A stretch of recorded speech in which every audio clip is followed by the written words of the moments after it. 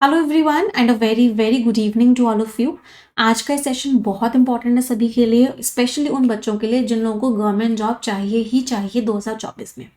Banking exams बहुत frequently होते हैं, बहुत सारी वैकेंसीज होती हैं, बैक टू बैक आपके एग्जाम्स चलते रहते हैं। विद इन 4 to 6 मंथ्स की तैयारी में आप एक सिलेक्शन बहुत अच्छे से ले सकते हो। तो इस वीडियो में हम एक एक चीज़ को बहुत डिटेल में पढ़ने वाले हैं। क्या सिलेबस होता है, कैसे तैयारी करनी है, क्या गलतियां हैं जो हमें नहीं करनी है, कौन सी चीज़ें हमें जिन पे बहुत ध्यान रखना है। तो मेक श्योर कीजिएगा कि आप इस वीडियो को एकदम लास्ट तक देखिए और एक कॉपी पेन लेके ज़रूर बैठिएगा, जिससे कि आप हर चीज़ को नोट डाउन करते हुए चलें। सबसे पहले तो क्यों हमें बैंकिंग एग्जाम्स की तैयारी करनी है। रीज़न भी क्योंकि एग्जाम्स हर साल होते हैं। 30 से 40 हज़ार बहुत नॉर्मल सा नंबर मैंने यहाँ पे लिखा है। इतनी वैकेंसीज तो आती ही आती हैं हर साल। अगर हम सैलरी की रेंज बोलें तो क्लर्क की सैलरी लगभग 30 से 35 हज़ार की रेंज में आती है। फिर पीओ की salary 60-65, depending on the city, depending on the situation, इस पर डिपेंड करती है। तो बेसिकली सैलरी रेंज आपकी ये रहती है। 4 से 6 महीने आप अच्छे से तैयारी करोगे, आप आसानी से एक बैंकिंग जॉब ले सकते हो। क्या क्या चीज़ें रिक्वायर्ड हैं उस तैयारी के दौरान एक जॉब लेने के लिए, आइए उसको डिस्कस करते हैं। तो सबसे पहली चीज़ तो हमारे कौन कौन से एग्जाम्स आएंगे, कौन कौन से नोटिफिकेशंस निकलेंगे इस पूरे के पूरे साल में। 2024 की अगर हम बात करें, SBI PO, SBI clerk, IBPS PO, IBPS clerk, IBPS RRB PO, IBPS RRB clerk. फिर आपका RBI असिस्टेंट के नोटिफिकेशंस, ग्रेड बी, फिर इंश्योरेंस एग्जाम्स के अलग अलग नोटिफिकेशंस निकलते रहते हैं, रेगुलेटरी बॉडीज एग्जाम्स के अलग अलग नोटिफिकेशंस निकलते रहते हैं, और भी छोटे छोटे एग्जामिनेशंस निकलते रहते हैं। अब सबसे अच्छी बात क्या होती है, सबसे अच्छी बात होती है कि इन सारे एग्जाम्स का ऑलमोस्ट सिलेबस सेम होता है।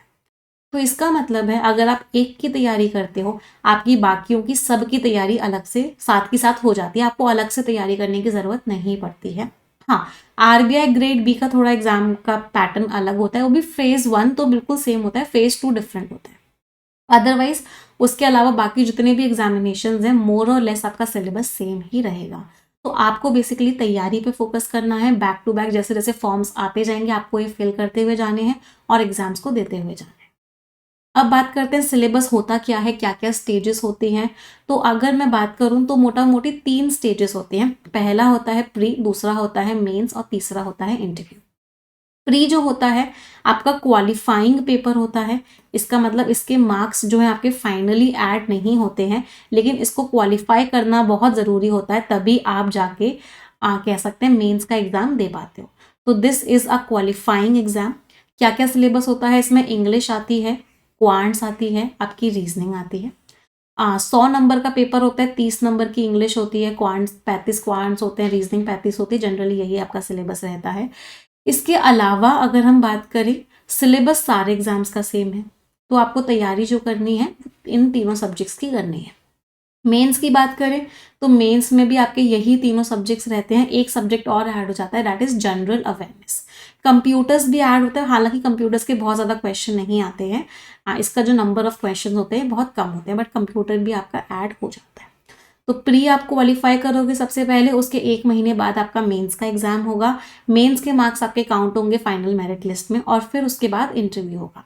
इंटरव्यू आपका सब में नहीं होता है, इंटरव्यू आपका SBI PO में होता है, IBPS PO में। बेसिकली जो PO के एग्जाम्स हैं उनमें आपका इंटरव्यू होता है। अच्छा, PO के एग्जाम्स में, SBI PO और IBPS PO में मेंस में एक डिस्क्रिप्टिव सेक्शन और ऐड हो जाता है, जिसमें आपका एसे और लेटर लिखने को आता है।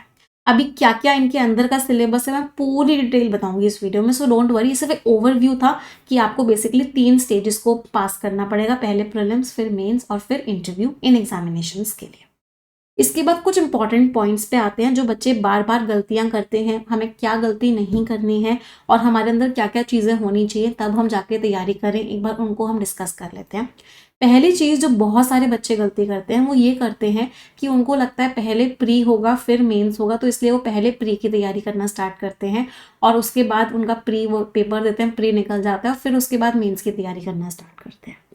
ये बहुत बड़ी मिस्टेक है बेटा। सबसे बड़ा प्रॉब्लम ही यही है जिसकी वजह से सिलेक्शन रुकता है।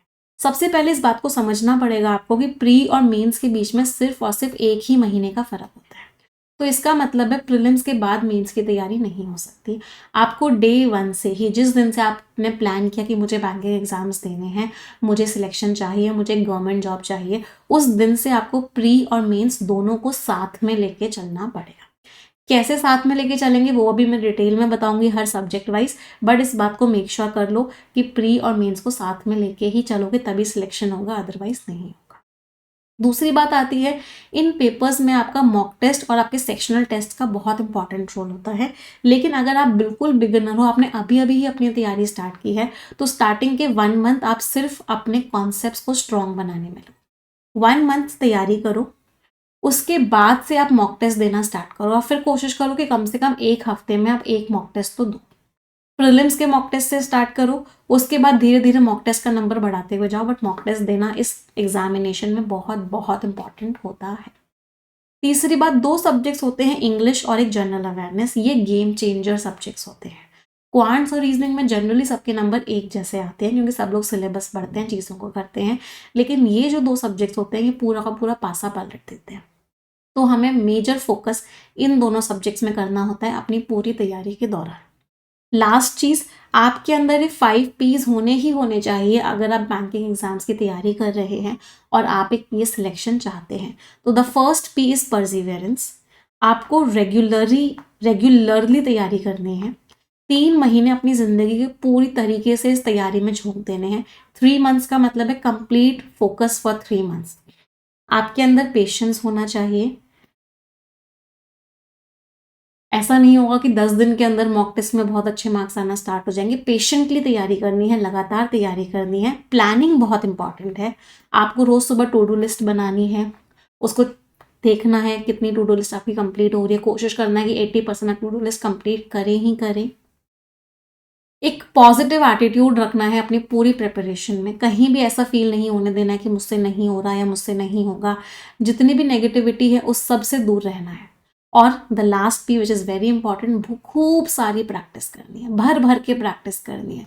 थ्योरी को बार बार पढ़ने से कुछ नहीं होता। सारा का सारा फोकस आपका किस पे होना चाहिए? प्रैक्टिस। प्रैक्टिस करते करते थ्योरी अपने आप समझ में आने लग जाएगी, थ्योरी अपने आप रट जाएगी। बट इंपॉर्टेंस किस चीज़ की है? इंपॉर्टेंस है प्रैक्टिस की। तो ये 4 पॉइंट्स आप सभी को याद रखने हैं अगर आप अपने बैंकिंग एग्जामिनेशंस की जर्नी को स्टार्ट कर रहे हैं तो। अब बात करते हैं, एक एक करके हम सारे सब्जेक्ट्स की बात करेंगे, सबके सिलेबस की बात करेंगे, सबकी स्ट्रैटेजी की बात करेंगे। तो सबसे पहले हम स्टार्ट कर रहे हैं इंग्लिश के साथ, क्योंकि ये गेम चेंजिंग सब्जेक्ट है। आपके प्रीलिम्स में भी आएगा 30 नंबर का, फिर आपके मेंस में भी आएगा 40 नंबर का, फिर डिस्क्रिप्टिव राइटिंग में भी आता है, IBPS पीओ में 25 नंबर का आता है, SBI पीओ में 50 नंबर का आता है, फिर इंटरव्यू में भी यूज़ होता है। तो ये इंग्लिश बहुत बहुत इंपॉर्टेंट सब्जेक्ट होता है जब हम बैंकिंग एग्जामिनेशंस की बात करते हैं। अब करना क्या है बेसिकली, अगर मैं पहले मैं प्री और मेंस की बात करूंगी, फिर उसके बाद मैं डिस्क्रिप्टिव राइटिंग की अलग से बात करती हूँ। अगर मैं ऑब्जेक्टिव पेपर की बात करती हूँ, प्री में जो 30 मार्क्स का आता है और मेंस में जो 40 मार्क्स का आता है, मैं उसकी अगर बात करती हूँ तो ये 4 सेक्शंस में डिवाइडेड है। पहला पार्ट है ग्रामर, दूसरा पार्ट है वोकैबुलरी, तीसरा पार्ट है रीडिंग एंड स्किमिंग, और चौथा पार्ट है परफेक्शन के क्वेश्चंस। क्या क्या है चलो डिस्कस करते हैं। सबसे पहले ग्रामर। अगर आपने ग्रामर आज तक अपनी जिंदगी में कभी नहीं पढ़ी है, आप बिल्कुल बेसिक से ग्रामर पढ़ना चाहते हो, तो आपको बेसिकली क्या करना है, या तो आप मेरा यस ऑफिसर पे जाके ग्रामर ग्रंथ का कोर्स ले लो। उसमें मैंने ग्रामर बिल्कुल बेसिक से पढ़ाई है। अगर आपने यस ऑफिसर का सब्सक्रिप्शन नहीं लिया हुआ है बैंकिंग का, तो आप एक मेरा 50 आवर का फाउंडेशन कोर्स है यूट्यूब पे, उसको देख लो। यहाँ पे हमने ग्रामर बिल्कुल बेसिक से पढ़ी है। लेकिन अगर आपको लगता है कि आपको ग्रामर थोड़ी बहुत आती है, थोड़ा बहुत बचपन में ग्रामर पढ़ा है, तो आप क्या कर सकते हो, आप डायरेक्टली 2 चीज़ें करो। 120 रूल्स ऑफ ग्रामर की वीडियो है, इस वीडियो के डिस्क्रिप्शन में मैं आपको लिंक भी लगा दूंगी, वो पूरी की पूरी वीडियो देख लो। और एक 8 आवर की एरर डिटेक्शन की वीडियो है, वो देख लो। तो आपका ग्रामर का मैक्सिमम पोर्शन यहाँ पे कवर हो जाता है। तो 120 रूल्स ऑफ ग्रामर में जितने भी रूल्स पे क्वेश्चंस आते हैं, वो सारे के सारे मैंने बहुत डिटेल में एक्सप्लेन किए हुए हैं, और फिर उनकी प्रैक्टिस के लिए 8 घंटे की एरर डिटेक्शन की वीडियो दी हुई है, मोर देन सफिशिएंट है। तो ये था ग्रामर का पार्ट। इसके बाद आते हैं हम वोकैबुलरी के लिए। वोकैबुलरी के लिए हमको क्या करना है, 220 रूट वर्ड्स की एक लिस्ट है, जहाँ पे वर्ड्स कहाँ से बने हैं, वर्ड्स फॉर्म कहाँ से हुए हैं, उनका पूरा का पूरा एक लिस्ट है। इसको आपको करना है। ये आपके पास अगर वोकैब प्रोडिजी की बुक है, तो वहाँ उस बुक का बेसिकली चैप्टर नंबर 1 और चैप्टर नंबर 2 है। ये वो वर्ड्स हैं जो बार बार एग्जामिनेशन में आपसे पूछे जाते हैं। तो ये दोनों चैप्टर्स आपके बिल्कुल टिप्स पे होने चाहिए। प्लस द हिंदू एडिटोरियल की जो वोकैबलरी आती है उसकी लास्ट 3 मंथ्स की वोकैब आपको आनी चाहिए। ये पूरी पूरी मैगजीन मैं अपने टेलीग्राम चैनल पे शेयर करती रहती हूँ अपडेट कर करके। English with Nimisha Bansal Telegram channel का लिंक भी है, आप वहाँ से इस मैगजीन को डाउनलोड करो और इसको पढ़ते रहो रेगुलरली। तो वोकैबलरी में इतना सफिशिएंट है, और जैसे जैसे वर्ड्स आते जाते हैं रीडिंग में स्किमिंग में, उनके मीनिंग्स को नोट डाउन करते हुए चलो। इसके बाद आते हैं रीडिंग और स्किमिंग पे। रीडिंग होती है आराम आराम से आप पढ़ रहे हो, चीज़ों को समझते हुए पढ़ रहे हो। स्किमिंग होती है आप जल्दी जल्दी पढ़ के सिर्फ ओवरऑल मीनिंग को समझ रहे हो, उसको बोलते हैं स्किमिंग। प्रीलिम्स के एग्जामिनेशन में आपकी स्किमिंग हेल्प करती है, जबकि मेंस के एग्जामिनेशन में आपकी रीडिंग हेल्प करती है। तो आपको ये दोनों सीखने हैं। अब ये दोनों कैसे सीखने हैं, एक आपको हैबिट बनाने लेनी है उस दिन से, जिस दिन से आप अपनी तैयारी स्टार्ट कर रहे हो, कि द हिंदू एडिटोरियल, एडिटोरियल वाला सेक्शन और कोई भी सेक्शन नहीं, इसका एक आर्टिकल आपको रोज रीड करना है और एक आर्टिकल आपको रोज स्किम करना है। ये सबकी हैबिट होनी चाहिए, और ये उस दिन तक करना है जिस दिन तक सिलेक्शन नहीं हो जाए। अगर आप खुद से कर सकते हो, खुद से आप इतने डिसिप्लिन हो कि आप रोज एडिटोरियल से एक आर्टिकल रीड करोगे, एक आर्टिकल स्किम करोगे, बहुत अच्छी बात है। अगर आप नहीं कर सकते हो तो इस चैनल पे मैं रोज सुबह 7 बजे आपको एक आर्टिकल रीड करवाती हूँ और एक आर्टिकल स्किम रेगुलरली करवाती हूँ, तो वहाँ पे मेरे साथ भी कर सकते हो। तो इससे क्या होगा, आपकी रीडिंग और आपकी स्किमिंग स्किल्स इंप्रूव हो जाएंगी। तो ये 3 बेसिक पार्ट्स थे, ग्रामर, वोकैबुलरी, रीडिंग और स्किमिंग, जो हमें रेगुलरली बेसिस पे करने हैं। इसके बाद हमें परफेक्शन लेवल के क्वेश्चंस करने हैं। परफेक्शन लेवल के क्वेश्चंस क्या होते हैं, for example reading comprehension, cloze test, para jumbles, इनके मिक्स्ड क्वेश्चंस करने हैं, और उस तरह के करने हैं जैसे आपके एग्जामिनेशन में आते हैं। कम से कम एग्जामिनेशन से पहले 500 क्वेश्चंस तो आपको इन सारे टॉपिक्स के करने ही करने हैं। कौन कौन से वो टॉपिक्स हैं, यहाँ पे मैंने सारे टॉपिक्स के आप लोगों के लिए नाम लिखे हुए हैं, जैसे reading comprehension, cloze test, para jumble, inference वाले क्वेश्चंस, ये सारे के सारे। और इनके अंदर भी 4-4, 5-5 पैटर्न्स हैं सबके अंदर। जैसे क्लोज टेस्ट के 5 पैटर्न्स हैं, पैरा जंबल के 3 से 4 पैटर्न्स हैं, रीडिंग कॉम्प्रिहेंशन के 3 से 4 पैटर्न्स हैं, स्टार्टर्स कनेक्टर्स के 3 से 4 पैटर्न्स हैं। तो ये सारे के सारे पैटर्न वाले क्वेश्चंस के हमें कम से कम 500 क्वेश्चंस तो एग्जामिनेशन से पहले प्रैक्टिस करके ही जाने हैं। बैंकिंग एग्जामिनेशंस में क्या होता है ना, इंग्लिश थोड़ी सी हाई लेवल की आती है, और ऊपर से इंग्लिश का जो लेवल होता है वो बेसिकली प्रीलिम्स में तो सिंगल पैटर्न के क्वेश्चंस आते हैं, मेंस में आपके मिक्स्ड क्वेश्चंस आते हैं। फॉर एग्जांपल एक ही क्वेश्चन है, उसी में आरसी भी है, उसी में फिलर भी है, उसी में एरर डिरेक्शन भी है, उसी में पैराजंबल भी है, उसी में क्लोज टेस्ट भी है, ऐसा मिक्स्ड क्वेश्चन आएगा एक। तो हमें इस तभी मैं आपको लोगों को बोलती हूँ हमेशा परफेक्शन लेवल के क्वेश्चन को आपको प्रैक्टिस करना है। अगर आप परफेक्शन बैच में एनरोल्ड हो तो आपके लिए बहुत आसान है, सिर्फ 9 बजे क्लास में रेगुलरली आओ परफेक्शन बैच की, ये सारे क्वेश्चंस, इनकी स्ट्रैटेजी, सब कुछ मैं खुद ही करा दूंगी। अगर आप अफोर्ड नहीं कर पा रहे हो, कोर्स सब्सक्रिप्शन अफोर्ड नहीं कर पा रहे हो परफेक्शन का, कोई बात नहीं है, एक इंग्लिश ग्रंथ करके बुक आती है फ्लिपकार्ट पे, सब जगह आपको मिल जाएगी, मेरी ही बुक है इंग्लिश ग्रंथ, इसको ले लो, यहाँ से क्वेश्चंस प्रैक्टिस कर लो। यहाँ पे मैंने 1000 क्वेश्चन आपको दिए हुए हैं परफेक्शन के, वहाँ से प्रैक्टिस कर लो, बट मेक श्योर करो कि एग्जामिनेशन से पहले ये ज़रूर ज़रूर ज़रूर करके जाओ। इतना इंग्लिश में कर लोगे मोर देन सफिशिएंट है।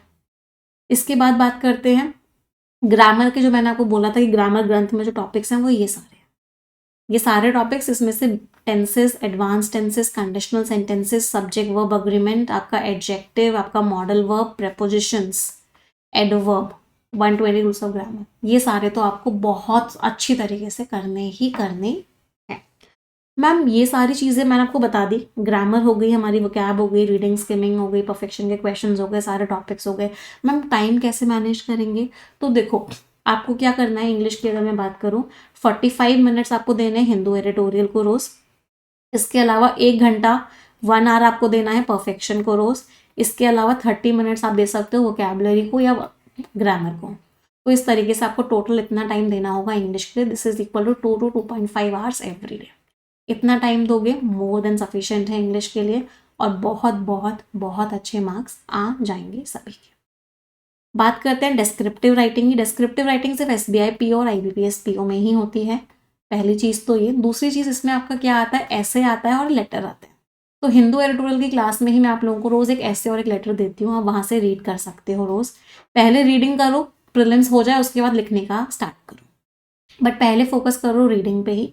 अगर आपके पास मेरी डिस्क्रिप्टिव राइटिंग की बुक है तो वहाँ से भी रेगुलरली आप रीड कर सकते हो। So this was all about English. आ जाते हैं अगले सब्जेक्ट पे and that is quantitative aptitude. Quantitative aptitude में आपके 3 टॉपिक्स होते हैं, एक होता है स्पीड मैथ्स, अरिथमेटिक और डेटा इंटरप्रिटेशन।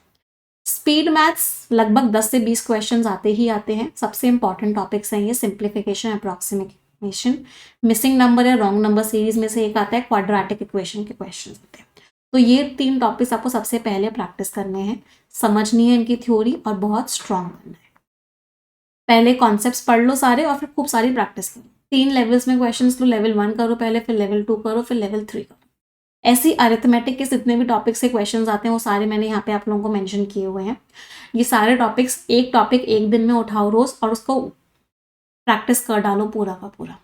डेटा इंटरप्रिटेशन की स्टार्टिंग से ही हैबिट बनाओ कि 2 से 3 डीआईज आप रेगुलरली करो ही करो।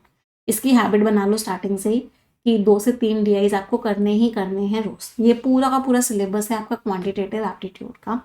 क्वांट्स को भी मैं ये बोलूँगी लगभग 2 घंटे तो आपको रोज देने ही चाहिए, क्योंकि क्वांट्स ना बहुत कुछ प्रैक्टिस पे बेस्ड है।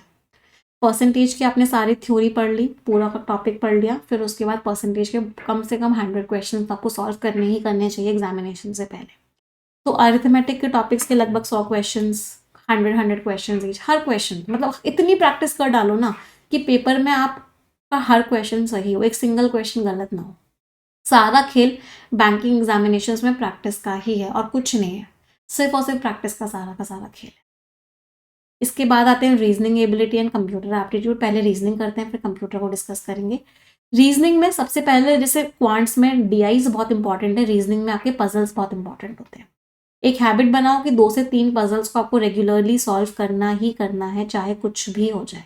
तो मेक इट अ हैबिट कि ये पजल्स आप करो ही करो, हर हालत में करो। Floor based puzzles, box based puzzles, seating arrangement, circular puzzles, अलग अलग तरह की पजल्स ली हुई हैं। हर तरह की पजल्स 50-50 टोटल सारी सॉल्व कर लो एग्जामिनेशन से पहले। रीजनिंग में टॉपिक्स बहुत ज़्यादा नहीं होते हैं और ये टॉपिक्स होते भी बहुत बहुत छोटे हैं। इनको आप एक टॉपिक को पूरा एक दिन में कंप्लीट कर सकते हो बहुत आसानी से। तो एक टू डू लिस्ट में बना लो कि आज मुझे ये टॉपिक करना है, आज मुझे ये टॉपिक करना है, आज मुझे ये टॉपिक करना है। ऐसे एक टू डू लिस्ट बनाओ और उस डेट वाइज एक एक टॉपिक को रोज उठाते हुए चलो और करते हुए चलो। बात करते हैं क्रिटिकल रीजनिंग की, तो परफेक्शन बैच में आपका बहुत कुछ क्रिटिकल रीजनिंग कवर हो जाता है, जैसा कि मैंने आप लोगों को बताया। यहाँ पे बेसिकली रीडिंग और रीजनिंग दोनों चीज़ें लगती हैं। पहले आपको पढ़ के समझना पड़ेगा और फिर वहाँ पे लॉजिकल रीजनिंग लगानी होगी। तो ये सारे टॉपिक्स होते हैं इन्फ्रेंस वाले, कंक्लूजन वाले, स्टेटमेंट आर्ग्यूमेंट, स्टेटमेंट अजम्पशंस, ये सारे आपके क्रिटिकल रीजनिंग का सिलेबस है। रीजनिंग को भी आप मान के चलो लगभग 1.5 घंटा तो आपको रोज देना ही देना चाहिए, 1.5 से 2 घंटे। Make sure that you give to reasoning every single day. बात करते हैं जनरल और फाइनेंशियल अवेयरनेस की। तो करंट अफेयर्स बेसिकली एक हैबिट होनी चाहिए आपकी कि आप रेगुलरली करो। आपको एक बार थोड़ा सा देखना पड़ेगा कि आपका एग्जामिनेशन कब है। अगर आपका एग्जामिनेशन 6 महीने बाद है तो आप लास्ट 5 मंथ्स के, मतलब जिस दिन आपका एग्जाम है 5 मंथ्स, कम से कम 3 मंथ्स तो होना ही होना चाहिए, ज़्यादा से ज़्यादा 5 मंथ्स का आप करंट अफेयर्स की नोटबुक बनाते हुए चलो, डेली करंट अफेयर्स पढ़ो और उनको लिखते हुए चलो और क्वेश्चन फॉर्म्स में प्रैक्टिस करते हुए चलो। फिर एक स्टैटिक बैंकिंग अवेयरनेस होता है, जहाँ पे बैंकिंग के बहुत सारे टर्म्स, जैसे रेपो रेट क्या है, रिवर्स रेपो रेट क्या है, उन सारे के सारे टर्म्स की नॉलेज होना ज़रूरी होता है। तो स्टैटिक बैंकिंग का बहुत बड़ा कोर्स नहीं है, बहुत छोटा सा कोर्स है। इसको आप चाहो तो प्रीलिम्स के बाद भी देख सकते हो, क्योंकि 1 महीने के अंदर आप स्टैटिक बैंकिंग अवेयरनेस आसानी से कवर कर सकते हो। बट करंट अफेयर्स आपको प्रीलिम्स से पहले से ही स्टार्ट करना पड़ेगा। बात करते हैं कंप्यूटर एप्टीट्यूड की। कंप्यूटर के बहुत ना के बराबर क्वेश्चंस आते हैं, बहुत कम क्वेश्चंस आते हैं आपके एग्जामिनेशन में, और जिसका जो सिलेबस है वो भी बहुत लिमिटेड है। कंप्यूटर्स के फंडामेंटल, हिस्ट्री, कौन कौन सी जनरेशन्स थी कंप्यूटर्स की, इंटरनेट क्या होता है, क्या क्या लैंग्वेजेस होती हैं, कौन कौन से शॉर्टकट कीज़ हैं। तो बहुत बेसिक से क्वेश्चन आते हैं कंप्यूटर एप्टीट्यूड के, जो I think 5 to 6 days of preparation में भी आप आसानी से कर सकते हैं। सो ये पूरा का पूरा आपका सिलेबस है बैंकिंग एग्जामिनेशंस का। अगर मैं टोटल टाइम की बात करूं तो if you are studying for 7 to 8 hours a day, अगर आप टोटल 7 से 8 घंटे देते हो दिन में, तो और इतना 3 महीने तक भी रेगुलरली देते हो, तो आप बैंकिंग एग्जाम्स को बहुत आसानी से क्लियर कर सकते हो। कोई भी चीज़ ऐसी नहीं है जो आपको रोके बैंकिंग एग्जाम्स को क्लियर करने के लिए, बट आपको इतना टाइम डेली देना पड़ेगा। उसमें भी 3 मेन चीज़ें हो गई आपकी, इंग्लिश हो गई, क्वांट्स हो गई, रीजनिंग हो गई और जनरल अवेयरनेस हो गई। 4 चीज़ें हो गई सबसे ज़्यादा। 2 घंटे इसको दिए, 2 घंटे इसको दिए, 1.5 से 2 घंटा इसको दिया, 2 से ढाई घंटा इसको दिया, 2 से ढाई घंटा इसको दिया, 30 मिनट्स टू 1 आवर इसको दिया। मतलब आप अपने हिसाब से कर सकते हैं। तो चलो मैं आपको एक एवरेज बता रही हूँ, इस तरीके से देना, आप अपने अकॉर्डिंग डिवाइड करो। आप जिसमें ज़्यादा वीक हो उसको ज़्यादा दो, जिसमें कम, जिसको स्ट्रॉन्ग लगता है उसको कम दो। आप अपने अकॉर्डिंग इस टाइम को डिवाइड करो, बट मेक श्योर करो कि कम से कम आप 3 महीने तो इतना टाइम दो ही दो अपनी तैयारी को। कोई डाउट, कोई क्वेरी किसी को? आई होप नहीं है। मैंने आपके सारे डाउट्स, सारी क्वेरीज का आंसर दिया है इस बैच में। अगर आप परफेक्शन बैच को ज्वाइन करना चाहते हो तो एक ऑफर भी चल रहा है अभी। ये ऑफर वैसे जनरली आता नहीं है, लेकिन इस समय फॉर्चुनेटली ये ऑफर चल रहा है कि आपको 30% का डिस्काउंट मिल जाएगा परफेक्शन बैच में। आप कोड लगाओगे NB30, लिंक्स आपको सारे डिस्क्रिप्शन में दिए हुए हैं। आप येस ऑफिसर एप्लीकेशन को डाउनलोड कर लो या येस ऑफिसर की वेबसाइट पे चले जाओ। वहाँ पे आपको कंप्लीट बैंकिंग का कोर्स मिल जाएगा। जितने भी मैंने एग्जाम्स बताए हैं यहाँ पे, क्वांट्स, जितने भी सब्जेक्ट्स बताए हैं, कंप्लीट बैंकिंग का कोर्स मिल जाएगा आपको। कंप्लीट बैंकिंग में कोड लगाओगे निमिषा, आपको मैक्सिमम डिस्काउंट मिल जाएगा। अगर आपको सिर्फ इंग्लिश चाहिए तो आप सिर्फ इंग्लिश का कोर्स भी ले सकते हो, परफेक्शन कोर्स, ग्रामर ग्रंथ कोर्स। उसमें आपको 30% डिस्काउंट मिल जाएगा इस कोड को लगा के, NB30 कोड को लगा के। और बैंकिंग एग्जाम्स के सारे बेस्ट फैकल्टीज यस ऑफिसर पे आपको मिल जाएंगे, एक ही सब्सक्रिप्शन में आपको मिल जाएंगे। क्वांट्स आशीष सर बहुत बढ़िया पढ़ाते हैं। रीजनिंग अंकुश लांबा सर, जनरल अवेयरनेस के लिए कुश सर, इंग्लिश में आपको पढ़ाऊंगी बिल्कुल बेसिक लेवल से बिल्कुल एडवांस लेवल तक। कंप्लीट बैंकिंग का ये कोर्स है। टेलीग्राम चैनल जरूर ज्वाइन कर लेना, क्योंकि आपको PDF सारी की सारी, सारा का सारा कंटेंट वहाँ पे मिल जाता है। कोई डाउट, कोई क्वेरी होती है तो इस वीडियो के डिस्क्रिप्शन में आपको एक फॉर्म भी दिया हुआ है, उस फॉर्म को जरूर फिल कर देना। अब मुझे आप लोगों से एक क्वेश्चन पूछना है। क्वेश्चन ये, जिसका आंसर मुझे हर एक बच्चे से चाहिए जो उसने इस वीडियो को देखा है, कि क्या आप 100% तैयार हो अपनी तैयारी के लिए? Are you 100% ready to take selection? सभी बच्चों का मुझे आंसर चाहिए, एक एक बच्चे का आंसर चाहिए कि हाँ जी मैम हम 100% रेडी हैं सिलेक्शन लेने के लिए। अगर 100% नहीं हो तो मत करो तैयारी। बीच में रहने वाली सिचुएशन बहुत खराब होती है, बहुत डिसअपॉइंटमेंट होता है, बहुत परेशान होते हो। अगर 100% तैयार हो तभी सिलेक्शन की तैयारी करो। मैं आपके साथ पूरी तरीके से हूँ आपकी इस तैयारी में, हर संभव तरीके से हर एक चीज़ पढ़ाऊंगी, बिल्कुल बेसिक लेवल से एडवांस लेवल तक पढ़ाऊंगी। बट मेक श्योर करो कि 2-3 चीज़ों को आप अपनी हैबिट बना लो। एडिटोरियल क्लास को अपनी हैबिट बना लो, परफेक्शन की क्लास को अपनी हैबिट बना लो। एक सिंगल डे भी मिस मत करो। 3 महीने भी इन दोनों में रेगुलरली आ गए तो इंग्लिश में तो बहुत अच्छे नंबर आ ही जाएंगे हर हालत में, क्योंकि इंग्लिश एक बहुत गेम चेंजिंग सब्जेक्ट होता है। ये सिलेक्शन दिलवा भी देता है, होता हुआ सिलेक्शन रोक भी देता है। तो इसकी वजह से सिलेक्शन रुकना नहीं नहीं नहीं चाहिए।